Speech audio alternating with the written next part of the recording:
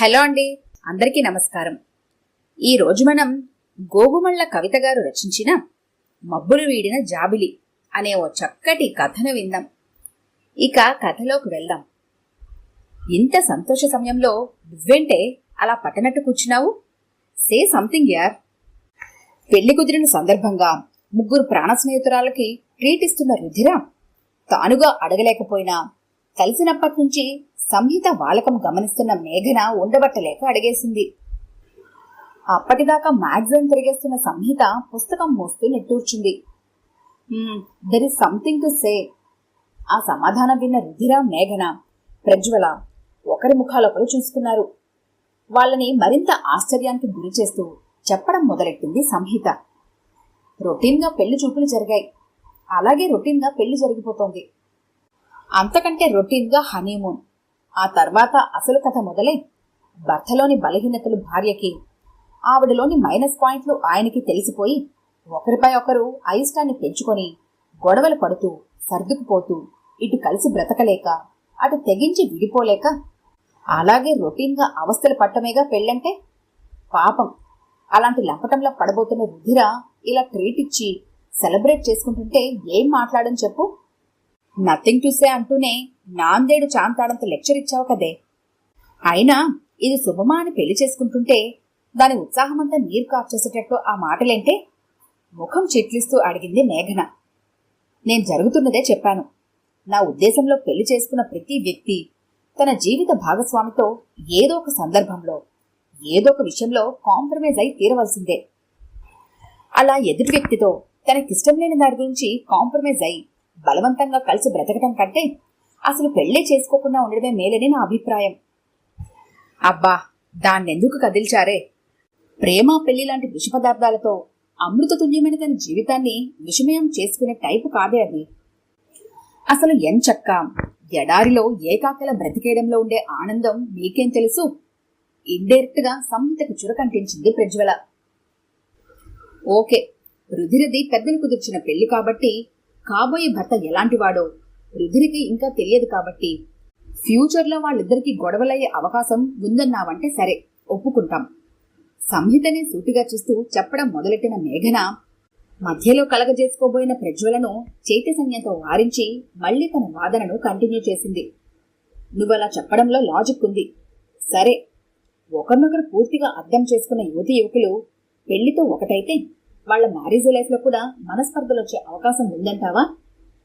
సరదాగా మొదలైన టాపిక్ కాస్త సీరియస్గా మారిపోవటంతో వాదనకు దిగిన స్నేహితురాలను గమనిస్తున్న రుధిర ముఖంలో ఆనందం స్థానే ఆందోళన చోటు చేసుకుంది. కాబోయే పెళ్లి కూతురు పరిస్థితిని ఏమాత్రం పట్టించుకోకుండా మేఘన ప్రశ్నలకు సమాధానం చెప్పింది సంహిత. వాళ్ళిద్దరూ ఎటువంటి అవలక్షణాలు లేని వాళ్లైతే వాళ్ల మ్యారేజ్ లైఫ్ సక్సెస్ఫుల్ గా సాగిపోతుంది. అందులో అనుమానం లేదు. మరి అలాంటి పెళ్లిలో అంత నమ్మకమే ఉన్నప్పుడు నిన్ను మనస్ఫూర్తిగా ఇష్టపడిన సాత్విక్ ను ఎందుకు కాదన్నా? స్నేహితురాల్ని నిలదీసింది మేఘన. వాళ్ళిద్దరి సంభాషణ ఊహించిన మలుపు తిరగడంతో ప్రజ్వల, రుధిరల ముఖాల్లో ఆశ్చర్యం చోటు చేసుకుంది. ఆ ప్రశ్నను ఎక్స్పెక్ట్ చేయని సంహిత ఒక్క క్షణం మౌనం దాల్చి మేఘన నుంచి చూపు మరల్చకుండా చెప్పింది.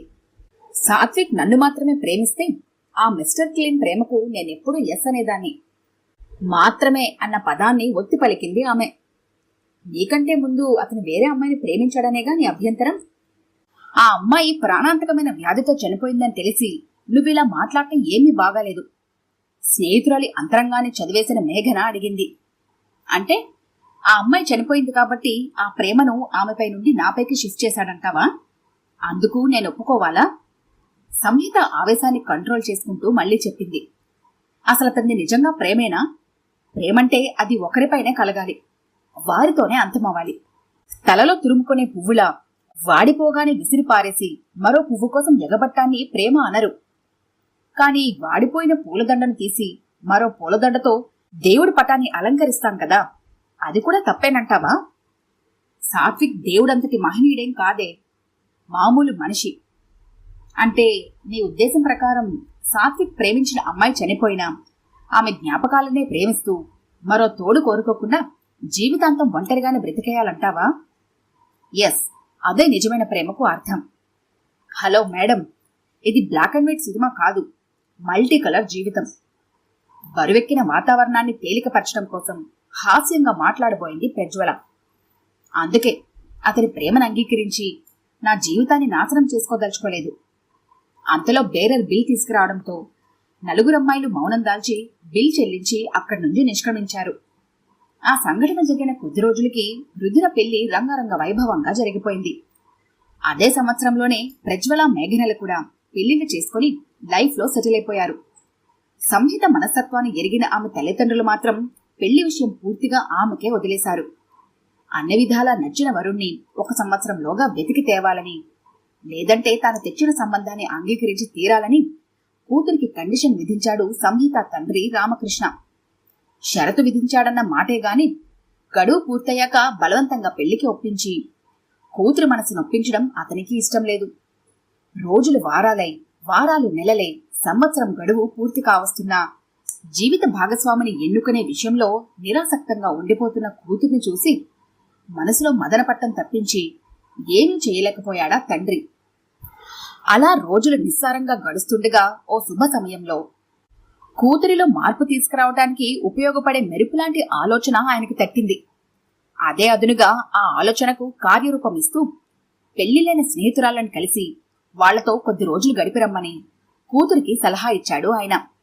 ఆ సలహా సంహితకు నచ్చడంతో ప్రయాణానికి సిద్ధపడిన ఆమె ముందర రుధిరను కలవాలి అనుకుంది. కళ్ళు చెదిరే ఇల్లు, ఇటాలియన్ ఫర్నిచర్, కాళ్ల కింద నలిగే కాశ్మీర్ కార్పెట్లతో రాజసౌధాన్ని తలపించే ఆ ఇంట్లో ఆప్యాయతానురాగాలకు ప్రతిరూపంగా అన్యోన్యంగా మసులుకుంటున్న రుధిర, శిశిర్ దంపతులను చూసిన సంహిత ముచ్చటపడింది. ఆ భార్యాభర్తల సాంగత్యంలో రోజులు క్షణాల్లా గడిచిపోయాయి.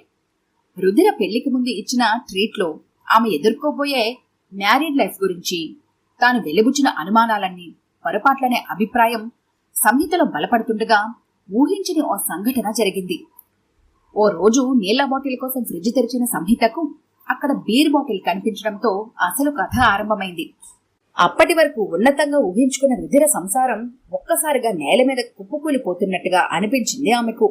అంత మంచి పొజిషన్లో ఉన్న శిశిర్కు ఇంత దురలవాటేమిటో అని అప్పటికి మనసులో బాధపడి ఊరుకున్నా అలాంటి అలవాటున్న అతనితో రుధిర ఎలా కాంప్రమైజ్ అవ్వగలిగిందో అడిగేయాలి అనుకుని సమయం చూసుకొని మనసులో అనుమానాన్ని రుధిర ముందు ఉంచింది. నెలకోసారి టెర్రస్ మీద నాతో కబుర్లు చెబుతూ బీరుతాగా ఆయనకున్న చిన్న సరదాలో నాకు తప్పేమీ కనిపించలేదు. సంహిత అనుమానాన్ని తేలిగ్గా తేల్చేసింది రుధిర. కాంప్రమైజ్ అయిపోయినని ఒక్క ముక్కలో చెప్పరాదు? సూటిగా అడిగింది సంహిత. భలే దానివే, కాంప్రమైజ్ అవ్వడానికి, తెగతెంపులు చేసుకోవడానికి ఇదేమంత పెద్ద విషయంగా నాకు అనిపించలేదు. బార్లో కూర్చొని బీర్లను ఊదేసి జేబులు దులుపుకునే బదులు నా చేతుల మీదుగా బీరు తాగి ఆ సరదా ఏదో ఇంట్లోనే తీర్చుకోమని నేనే సలహా ఇచ్చాను. రుధిర చెప్పిన సమాధానంతో కన్విన్స్ అవని సంహిత, ఏమో రుధిర, నువ్వెన్నైనా చెప్పు, నాకు మాత్రం వాక్యం పూర్తి చేయడానికి తటపటాయించింది. ఇష్టం లేకపోయినా తప్పనిసరి అయి కాంప్రమైజ్ అయిపోయినట్టు అనిపిస్తోంది కదూ? సంహిత సగంలో ఆపేసిన వాక్యాన్ని పూర్తి చేసింది రుధిర. ఆ సమాధానంతో ఆశ్చర్యంగా చూస్తూ ఉండిపోయిన సంహితని చూస్తూ మళ్లీ చెప్పడం మొదలుపెట్టిందామె. నువ్విక్కడున్న వారం రోజులే నువ్వు గమనించి ఉంటావు. నేనంటే ఆయనకు ప్రాణం. ఏ ఒక్క విషయంలోనూ నాకు లోటు చేయరు. నా సరదాలనెప్పుడూ కాదనరు. నా మాటకు విలువిస్తూ నన్ను నొప్పించక మనసెరిగి నడుచుకునే ఆయన్ను, ఆయనలోని మంచి గుణాలను పక్కన పెట్టి ఆ ఒక్క సరదా కారణం అసహ్యించుకోమంటావా? అసలది ఎంతవరకు సమంజసమో నువ్వే ఆలోచించు. రుధిర నోటి నుంచి వస్తున్న మాటలన్నీ నేరుగా సంహిత మనసులో స్థిరపడిపోయి అర్థం లేని అభిప్రాయాలను చెదరగొట్టడం మొదలుపెట్టాయి.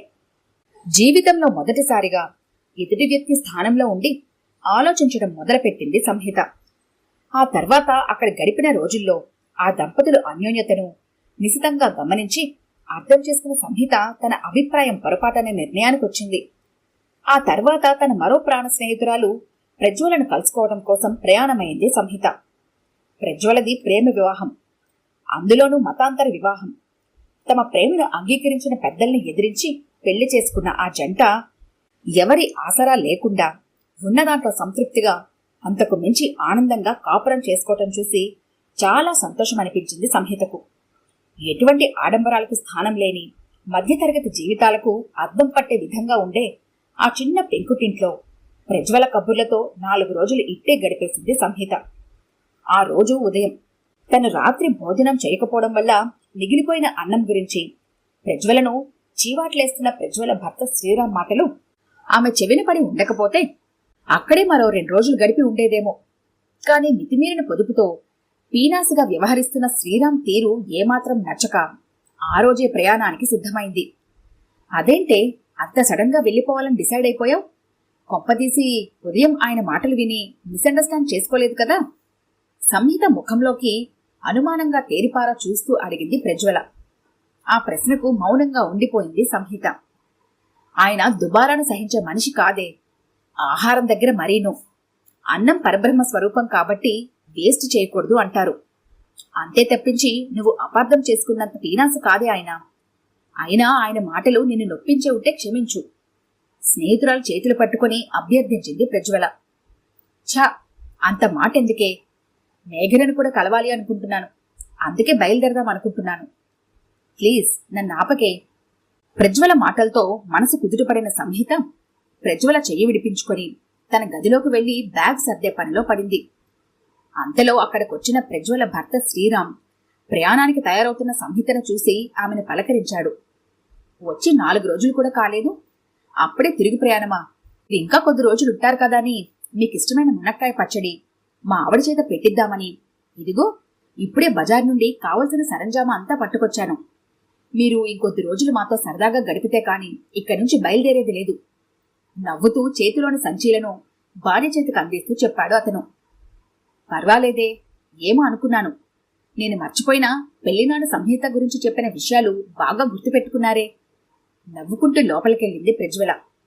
ఆమెని అనుసరించిన శ్రీరామ్ నేరుగా పెరట్లోకెళ్లి చెట్టు నుంచి మునక్కాయలు దులుపుతూ వంటింట్లో ఉన్న భార్య ఉద్దేశించి గట్టిగా చెప్పాడు. ఏమోయ్, ఆ 2వ ప్యాకెట్లో సంహిత కోసమని శారీ కొన్నాను.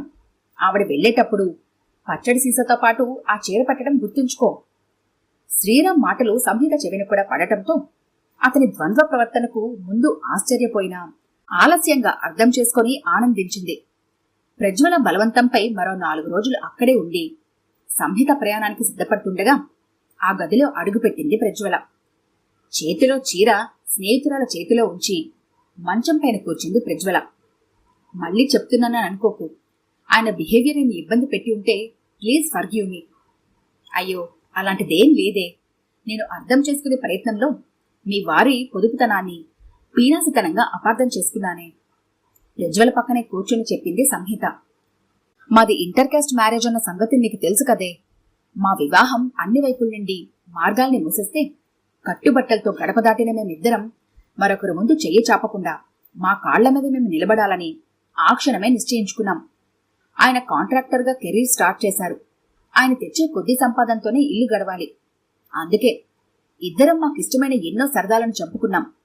అనవసర ఖర్చుల్ని తగ్గించుకున్నాం. అలాగని డబ్బుకి కక్కుర్తుపడి అసంతృప్తితో రోజుల్ని నెట్టుకొచ్చేంతగా ఆప్తుల్ని కూడా ఆదరించలేనంతగా హీన స్థితికి మేమింకా దిగజారలేదే. తల వంచుకుని చెప్పుకపోతున్న స్నేహితురాలి భుజంపై చెయ్యవేసింది సంహిత. మనసులో అనవసరమైన ఆలోచనలు పెట్టుకుని నిండైన మీ సంసారానికి లేని లోటును వెతికే ప్రయత్నంలో మీ వారిని పీనాసిని అపార్థం చేసుకున్న నన్ను నువ్వే క్షమించవే. సంహిత కంఠం జీరబోయింది.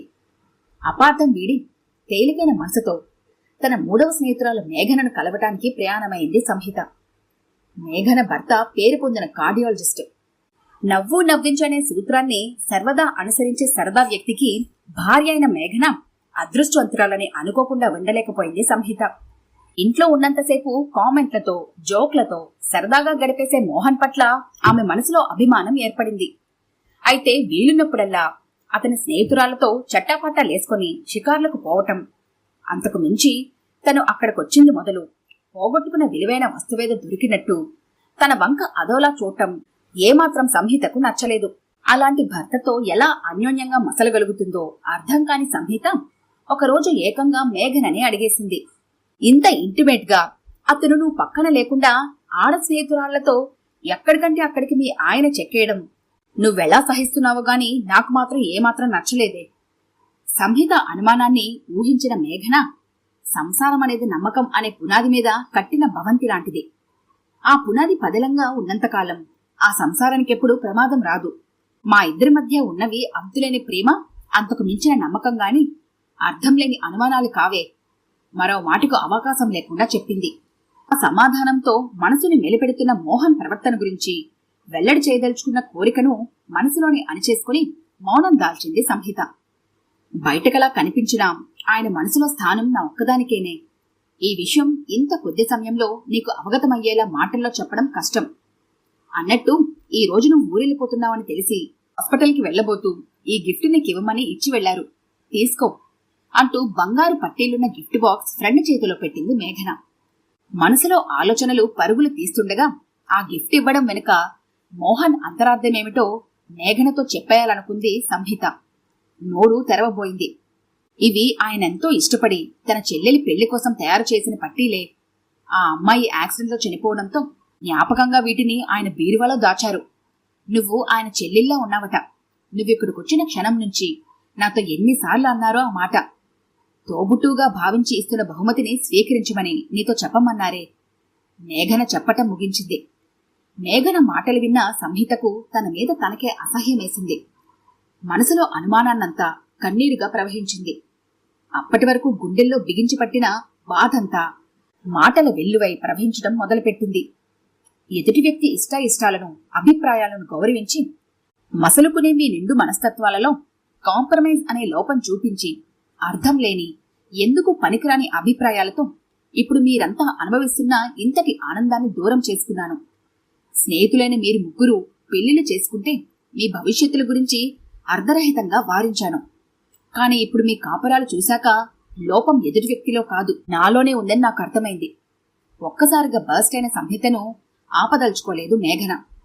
అనుమానాలతో, అపోహలతో ప్రతి మనిషిలో తప్పుల్ని ఎంచి నాకు దగ్గర కాబోయిన వ్యక్తుల్ని దూరం చేసుకున్నాను.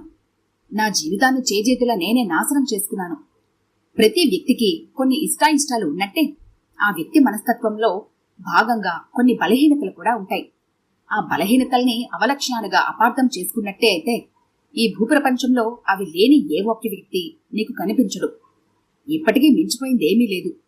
నిన్ను ప్రాణాధికంగా ఇంకా ప్రేమిస్తూనే ఉండిపోయినా సాత్విక్తో పెళ్లికి అంగీకరించి జీవితాన్ని పండించుకో, స్నేహితురాల్ని అనునయిస్తూ చెప్పింది మేఘన. మేఘన మాటలతో చివ్వున తలెత్తిన సంహిత ఆశ్చర్యంగా అడిగింది, సాత్విక్ ఇంకా నన్ను ప్రేమిస్తూనే ఉన్నాడా? అవును, నిన్ను తప్ప నన్ను, రుధిరను, ప్రజ్వలను ఇప్పటికీ కలుస్తూనే ఉన్నాడు. కలిసినప్పుడల్లా నిన్ను తనతో పెళ్లికి ఒప్పించమని అడుగుతూనే ఉన్నాడు, నవ్వుతూ చెప్పింది మేఘన. అతని ప్రేమను తోలనాడి చులకన చేసి నేను పెద్ద తప్పే చేశాను. అయినా అతనింకా నన్నే కోరుకుంటున్నప్పుడు అతనితో పెళ్లికి అంగీకరించి నా తప్పు దిద్దుకోవాలని ఉంది, చెప్పింది సంహిత. మబ్బులు వీడిన జాబిలిలా వెలిగిపోతున్న ఆమె ముఖంలో ఆనందం ప్రతిఫలించడం మొదలుపెట్టింది. అయితే ఈ శుభవార్త నేరుగా సాత్విక్తోనే చెప్పేవే అంటూ హుషారుగా సంహితకు కార్డ్లెస్ ఫోన్ అందించింది మేఘన. ఓహో, ముందు విషయం డాడీతో చెప్పాలి అంటూ ఫోన్ డైల్ చేసి తండ్రితో మాట్లాడింది సంహిత. కూతురు చెబుతున్న శుభవార్త విన్న రామకృష్ణ తన ప్లాన్ గ్రాండ్ సక్సెస్ అయినందుకు చిన్నపిల్లాడిలా గంతులేశాడు. ఈ కథ కనుక మీకు నచ్చినట్లయితే లైక్ చేయండి, షేర్ చేయండి. మరిన్ని ఇంట్రెస్టింగ్ కథల కోసం మా ఛానల్ని తప్పకుండా సబ్స్క్రైబ్ చేసుకోండి.